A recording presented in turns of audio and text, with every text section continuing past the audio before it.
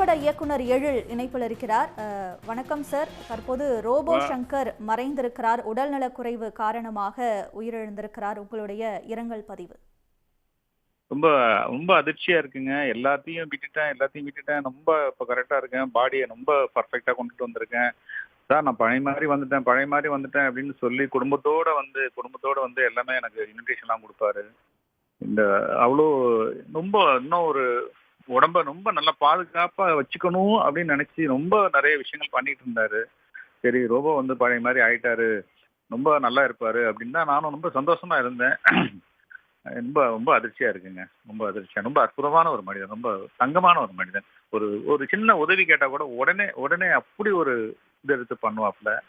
ரொம்ப ஒரு ரொம்ப வருத்தமா இருக்குங்க. ரொம்ப வருத்தம். எல்லாருமே ரோபோ சங்கர் பத்தி சொல்லக்கூடிய விஷயம் என்னன்னா, கடின உழைப்பால முன்னேறி வந்தவர். சின்ன திரையிலிருந்து தன்னுடைய கடின உழைப்பு மூலமாக சின்ன சின்ன வேலைகளை செய்து பெரிய திரைக்கு வந்த ஒரு நடிகர் அப்படின்னு தான் எல்லாரும் ம், குறிப்பிடுறாங்க. நீங்க அவர் கூட ம். ஒர்க் பண்ணியிருக்கீங்களா சார்? ஆமாங்க. நான் தீபாவளி படத்துல வந்து ஒரு கேரக்டர் பண்ணியிருந்தாரு. அதுக்கப்புறம் வந்து வேலைன்னு வந்த வேலைக்காரங்கள்ல வந்து இந்த 6 மணி காமெடி பண்ணியிருப்பாரு. அந்த 2 அப்புறம் படமுமே அவருக்கு மிகப்பெரிய ஒரு ம், ம், ம், ம். புகழ குடுத்தது. ஸோ அந்த டைம்ல ஆமா. அவர் எப்படிப்பட்ட ஒருத்தர்? இப்ப வேலன்னு வந்துட்டா வேலைக்காரன் படத்துலலாம் அவருடைய கேரக்டர் அப்படிங்கிறது பெரிதும் பேசப்பட்டுச்சு. ஸோ அவருடைய ம், ம். உங்களுடைய பழக்கம் எப்படின்னு சொல்லுங்க. அதாவது என்னன்னா, ஒரு நடிகரா வந்தோம், நடிச்சுட்டு போயிடுவோம் அப்படிங்கிற மாரி இருக்க மாட்டாரு அவரு.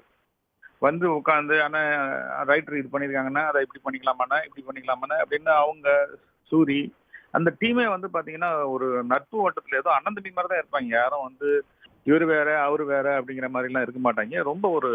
ரொம்ப நட்பா இருப்பாங்க. ரவி மரியாலேருந்து, சூரியிலேருந்து, ரோபோலேருந்து, நம்ம ரைட்டர்ஸ் அரவிந்தன், ஜோதி, செல்லா இவங்கெல்லாம் ரொம்ப ஒரு ஒரு அன்பான ஒரு ஃபேமிலியா தான் நாங்க இருந்தோம்.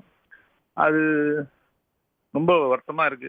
ஒருத்தர் இல்ல அப்படிங்கிறது வந்து ஒரு குடும்பத்துல ஒருத்தர இழந்த மாரி தான் இருக்குங்க.